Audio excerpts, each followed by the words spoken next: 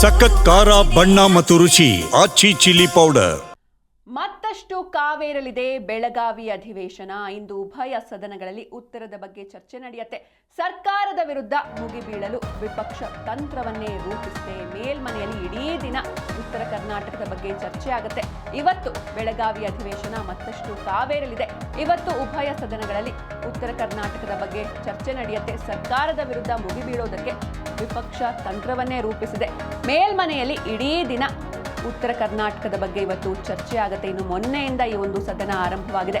ಮೊನ್ನೆ ಕೇವಲ ಅಗಲಿದ ಗಣ್ಯರಿಗೆ ಸಂತಾಪವನ್ನು ಸೂಚಿಸಿದ್ರು. ಇನ್ನು ನಿನ್ನೆ ಸದನದಲ್ಲಿ ಪವರ್ ಶೇರಿಂಗ್ ವಿಚಾರ ಮತ್ತೆ ಮುನ್ನೆಲೆಗೆ ಬಂತು. ಬಿಜೆಪಿಗೆ ಅದೇ ಆಹಾರವಾಯಿತು. ಪದೇ ಪದೇ ಆರ್ ಅಶೋಕ್ ಅವರು ಸಿಎಂ ಸಿದ್ದರಾಮಯ್ಯನವರಿಗೆ ಒಂದು ರೀತಿ ಟಾಂಟ್ ಕೊಡ್ತಾ ಇದ್ರು. ಜೊತೆಗೆ ಕೆಲವೊಂದಿಷ್ಟು ವಿಚಾರಗಳ ಬಗ್ಗೆ ಚರ್ಚೆ ಕೂಡ ನಿನ್ನೆ ಆಯಿತು. ಇವತ್ತು ಇಡೀ ದಿನ ಸದನದಲ್ಲಿ ಕೇವಲ ಉತ್ತರ ಕರ್ನಾಟಕದ ಬಗ್ಗೆ ಚರ್ಚೆ ನಡೆಯುತ್ತೆ. ಸರ್ಕಾರದ ವಿರುದ್ಧ ಮುಗಿಬೀಳೋದಕ್ಕೆ ವಿಪಕ್ಷಗಳು ತಂತ್ರವನ್ನೇ ರೂಪಿಸಿದ್ದಾವೆ. ಮೇಲ್ಮನೆಯಲ್ಲಿ ಇಡೀ ದಿನ ಉತ್ತರ ಕರ್ನಾಟಕದ ಬಗ್ಗೆ ಚರ್ಚೆ ಆಗುತ್ತೆ. ಅಂದರೆ ಅಲ್ಲಿನ ರೈತರ ಸಮಸ್ಯೆಗಳಾಗಿರ್ಬೋದು, ಅಭಿವೃದ್ಧಿಗಳ ಬಗ್ಗೆ ಆಗಿರ್ಬೋದು, ಸ್ಕೂಲ್ಗಳ ಸರ್ಕಾರಿ ಶಾಲೆಗಳ ಬಗ್ಗೆ ಆಗಿರ್ಬೋದು, ರಸ್ತೆಗಳ ಬಗ್ಗೆ ಆಗಿರ್ಬೋದು, ಇದೆಲ್ಲದರ ಬಗ್ಗೆಯೂ ಕೂಡ ಇವತ್ತು ಚರ್ಚೆ ಆಗುತ್ತೆ. ಹಾಗೆ ನಿನ್ನೆ ಒಂದು ರೀತಿ BJP ಕಡೆಯಿಂದ ಒಂದು ರೀತಿ ಪ್ರೊಟೆಸ್ಟ್ ಕೂಡ ನಡೆಯುತ್ತೆ.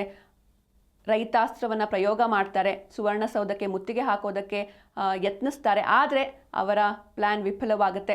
ಪೊಲೀಸರು ಅವರನ್ನು ಅರ್ಧದಲ್ಲೇ ತಡೆದು ವಶಕ್ಕೂ ಕೂಡ ಪಡೀತಾರೆ.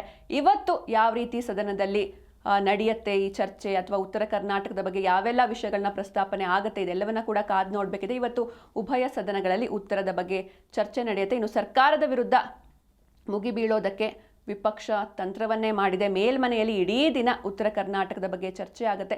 ಹೀಗಾಗಿ ಬೆಳಗಾವಿ ಅಧಿವೇಶನ ಮತ್ತಷ್ಟು ಕಾವೇರಲಿದೆ. ಇವತ್ತು ಯಾವ ರೀತಿ ಸಾಗುತ್ತೆ ಇವತ್ತಿನ ಅಧಿವೇಶನ ಎಲ್ಲವನ್ನ ಕೂಡ ಕಾದು ನೋಡಬೇಕಿದೆ.